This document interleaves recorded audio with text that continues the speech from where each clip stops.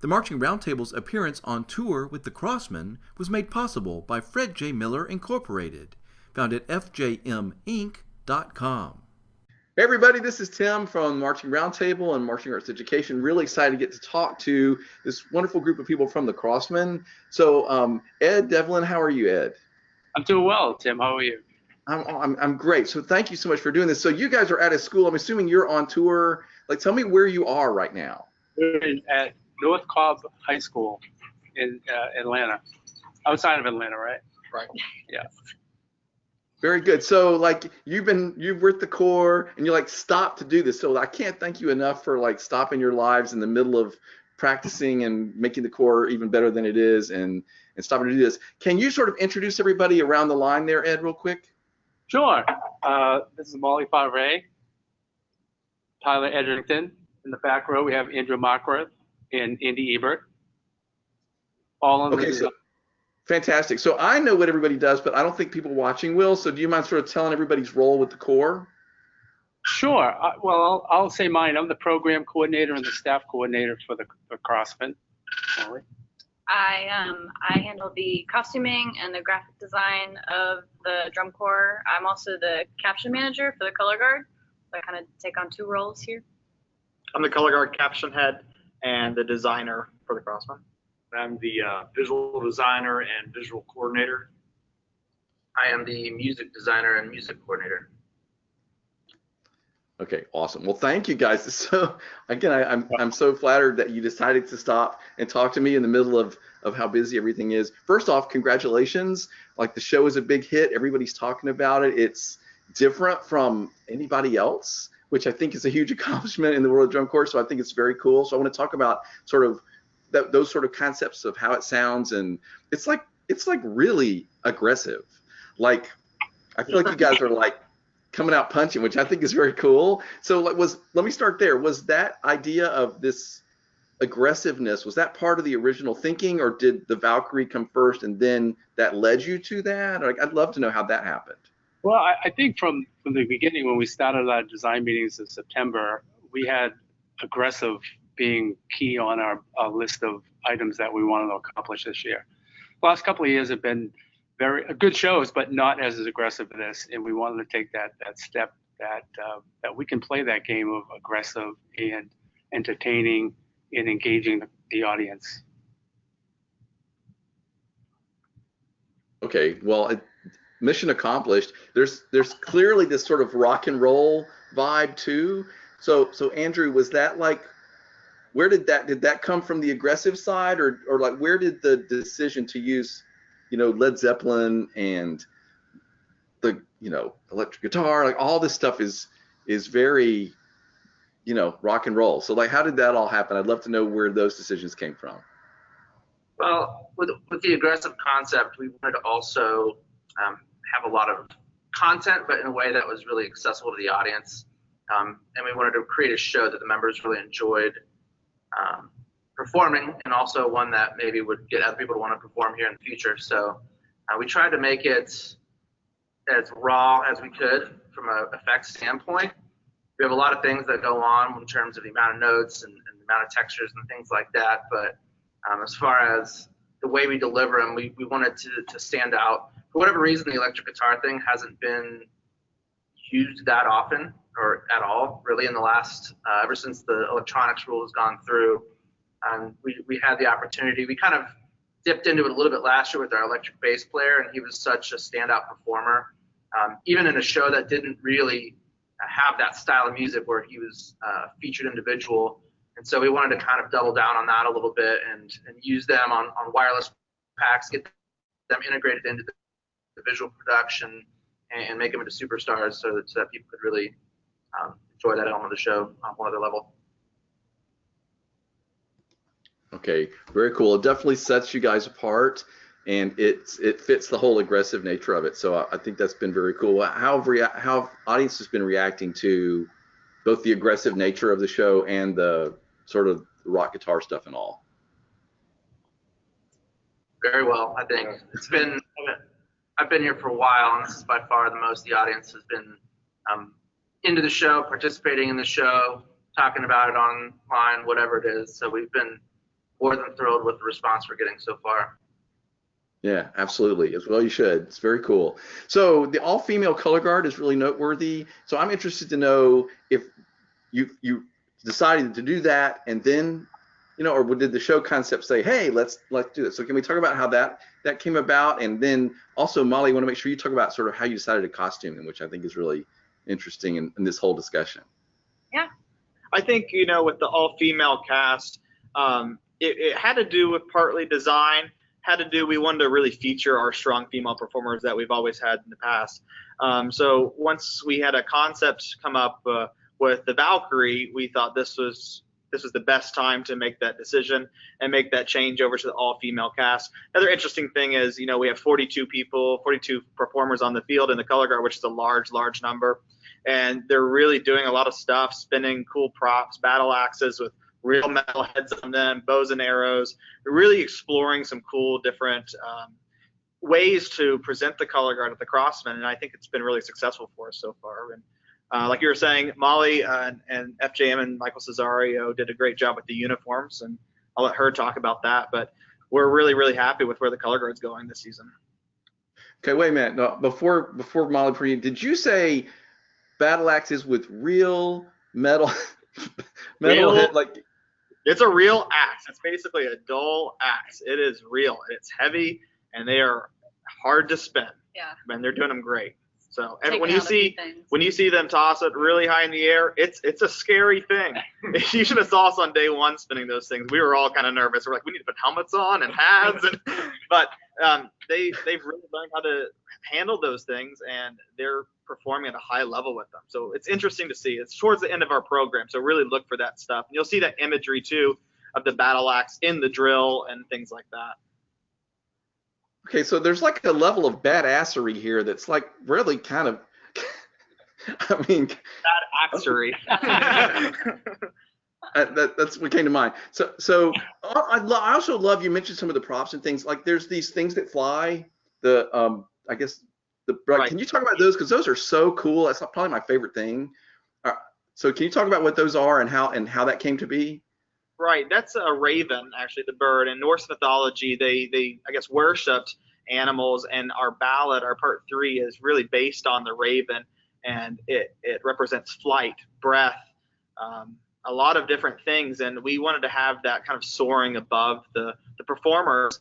And Molly did a great job with designing that, and we added some sparkle to it. And it's really just another element on top of things to showcase the Norse mythology ideas of imagery of what they went through. Okay, cool. I love that. I love how those look, and you guys always fly things around really well, but those especially I think are super cool this year. So Molly, you want to talk about how you decided what they were going to look like and what they were going to be wearing? Yeah, so I wanted to take, when we were talking with Cesario about the image and the look for the guard this year, we wanted to take a different approach. We've gone with the traditional unitard look, long, leggings, ideas that make them look really tall from a distance. But we started looking at our cast, and they are very tall women. They're very strong. They're very,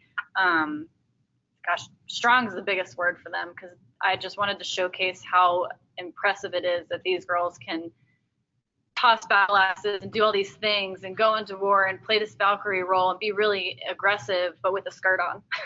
So I love the idea of the skirt, the crop top we've done before. We always have considered incredible shape, and we just wanted to showcase it as much as possible.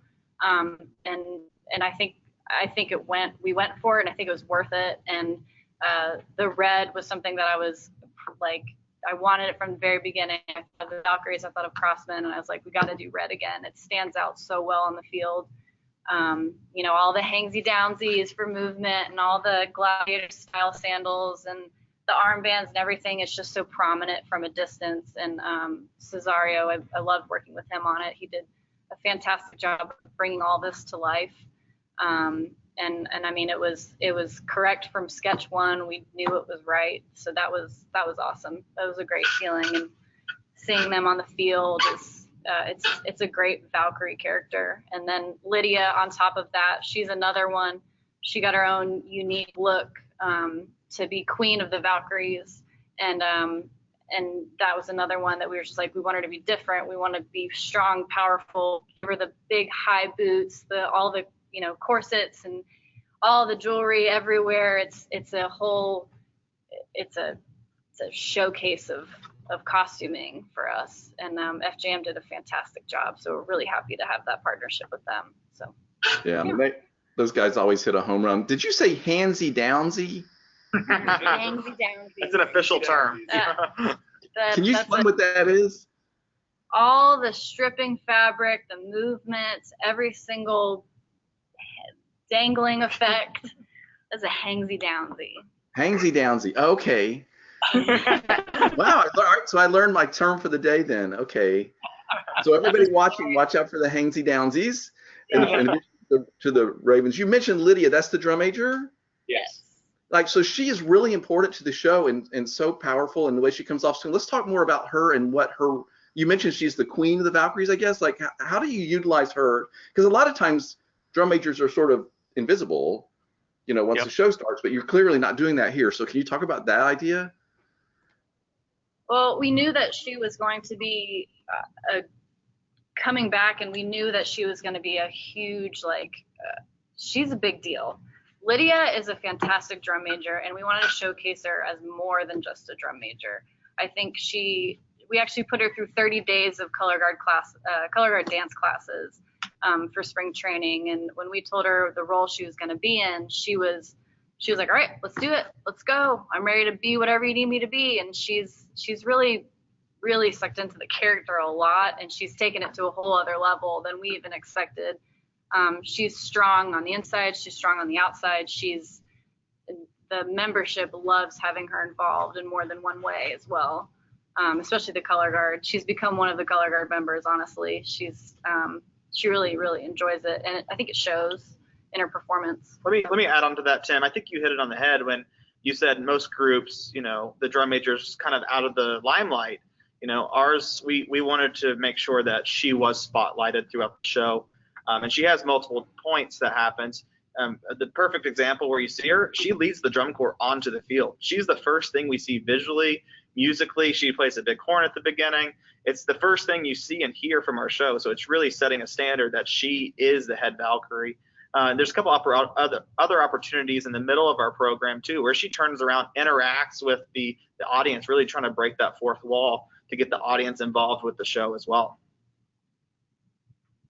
Yeah, it's very cool, and she's such a strong presence, and yeah, it makes perfect sense that you guys would utilize her in this way because of what the show is and about what she can do and like the whole thing. It makes sense to me.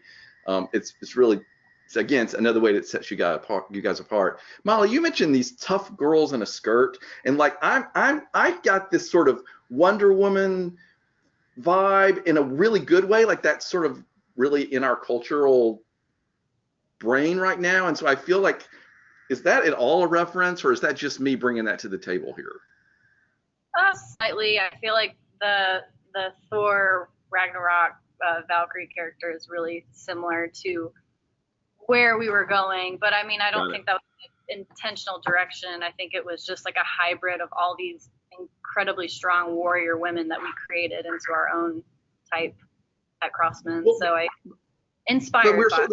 Yeah, perfect. But we're sort of in this moment of strong women claiming their place and everything. So was there an intentional sort of cultural element to this, or did it just happen? It just happened. Yeah, I was gonna say, I think it's more that we have really strong women involved with the drum corps, and we just gave them a vehicle to showcase that. We didn't want to make something about that. We wanted to give our strong women a vehicle to be excellent and powerful. Kind of our inspiration for that part of it, I think. Okay, that makes perfect sense. Very good. So let's talk, since I got you talking now, let's talk about the visual design a little bit. You have these stages that are really interesting, and also I want to ask you, so how is it dealing with the stages, and then also how is it designing for like the aggressive nature of the show? How does that play out in the design of what you did? Yeah, well, I'll say the biggest thing I think, especially with the stages, is we kind of rooted everything in symbolism. And that's really big with any ancient culture, but with the Norse mythology, with all the different imagery with Odin's horn and the image of the raven and the wolf head and all these different things that we use, the numbers 3 and 9. Basically, everything we try to do is rooted in actual symbolism that's from that culture. With the props alone, you see it on the top of the props. The way the props are integrated into drill form, the way that all connects. I think at any given point, you see those being part of that imagery. At the beginning, it's almost like this look of this medallion with the Odin's horn in the middle. At one point, the props make Odin's horn. They make a raven's wings. They make groups of 3. They make groups of 9. So making sure that every single moment had thought, whether it was quote unquote transitional to the next idea or the vertical moment itself, every single thing we try to do is rooted in symbolism, using the props, using the images on the props, and using the core to connect those things together in some different variation. Was kind of the motivation. And then the second question, as far as the aggressive nature, I think we just, we try to be aggressive with some of the motion. I think as the activity evolves, the implementation of drill effect within that is really important. How do you balance production with staging, with drill content and motion? And I think that was something we really tried to be aggressive about, was having all those tiers of design and giving the kids moments of virtuosity with drill content. And I think we've got a few spots that are pretty that stand out this year as far as an aggressive showcase of drill content. Was one way we try to present that throughout the show. Well, all this aggressive nature of it's certainly really effective, but it looks really fun. Like you have the feeling like they're really having a great time doing this, which I'm sure must be the case, right? They're absolutely having a great time performing the show. Yeah, it's infectious to us watching when we can tell that they're having a good time. Like I think that's always great in a show. Yeah. So I love that. So let's talk about the boom clap in the second production. We want to make sure to mention that, and I think it's really interesting. You want us to participate, so let's talk about that. How do you want that to happen? Who wants to carry that one? Well, I'll start with it. We call it the boom boom clap, but in all reality, like Andy was saying, it's all about the Norse mythology imagery, and we wanted to produce a chant section basically before the Vikings went off into battle or to take over a city or whatever they would be doing at that time. They always had a chant or a battle cry kind of thing. So we wanted to create a moment where the audience could participate and feel part of the show going into that battle scene. It's really interesting too, the color guards all on rifle, all 42 performers are on rifle at that point, so it creates a strong standpoint. But that's another point where Lydia, the drum major, turns around, starts getting the audience going. She does boom, boom, clap, the kind of classic thing you hear throughout music, and people really get into it. And I think the audience are starting to grasp onto that as well, and not into a forced nature, but because they're into the show, they want to go with it and participate and clap. And we encourage everybody to do that with us and feel part of the show, because it's a unique experience. And I wish when I was watching drum corps for the first time, I wish I could always participate in the show instead of just watch it. Well, this is an opportunity for people to do that and really feel part of the performance and the program and the overall summer with the Crossmen. I was just to say, I think for me, the coolest part is the intimacy with Lydia. Right. That ideally what happens is we go from her turning to the front, and it's not crazy electronics. It's her making sound with her own body and voice, going from that, and within 20 seconds, hopefully we've got an audience and a drum corps all participating with her, kind of that Valkyrie cry, So I think that's a cool aspect of it. Yeah, it would be great in Indy that all 19,000 people were involved in participating with the Crossmen during that 45 seconds of the show. That would be a pretty neat moment. Yes. I'll be surprised if that doesn't happen. Finals crowds love to join in. I mean, this takes me all the way back to everybody yelling beef, right? And the old cadet stuff. So like everybody likes to have their moment they get to be a part. So I think it's a good plan. It's very cool. Andrew, I want to ask you another question. We're talking about the show being so aggressive and this sort of aggressive music. I feel like this ballad may be the most aggressive ballad I've ever heard. Like it's almost like instead of here comes the hit, it's sort of like, okay, here comes the hit. Woo, like I feel like it's really very interesting. Can you talk about how you came up with that? Because it's really sets it apart, but it's like sure. Well, we start pretty sensitive. We have a very rubato front ensemble moment that starts the ballad, and that goes into an a cappella brass moment that's facing backfield. So we try to bring it down to almost nothing. And then it's just kind of a constant build throughout.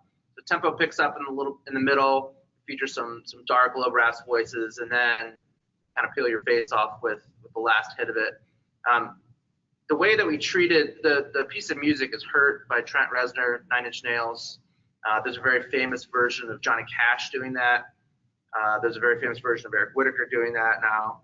And this is kind of our version of it. And the goal for me was to create a lot of tension within the harmony. So what we have is we're playing really, really loud, but there's like 6 or 7 notes in each one of those chords. Those notes rub together, and they create this dissonance and this angst throughout the entire phrase. That makes it a different treatment than any other version.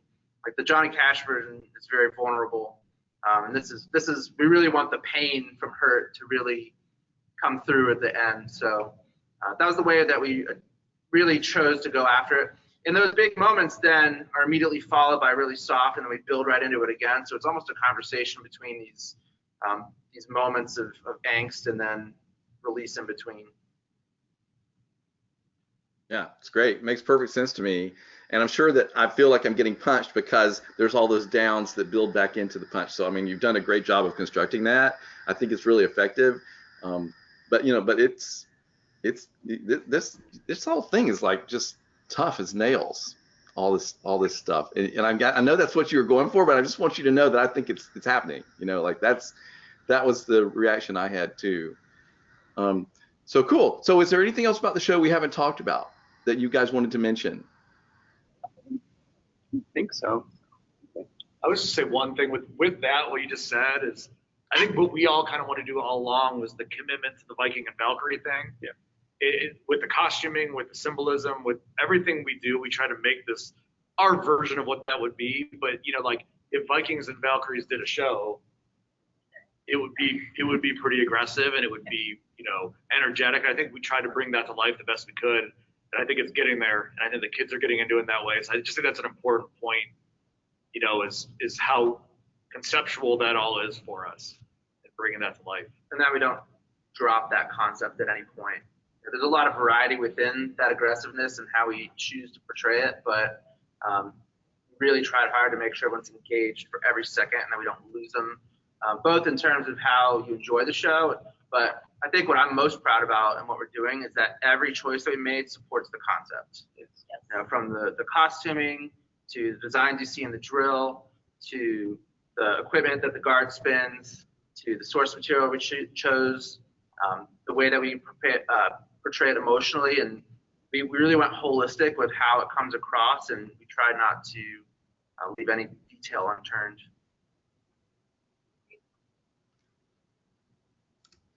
Well, I think it's I think it's very cool. Like I said, it's different.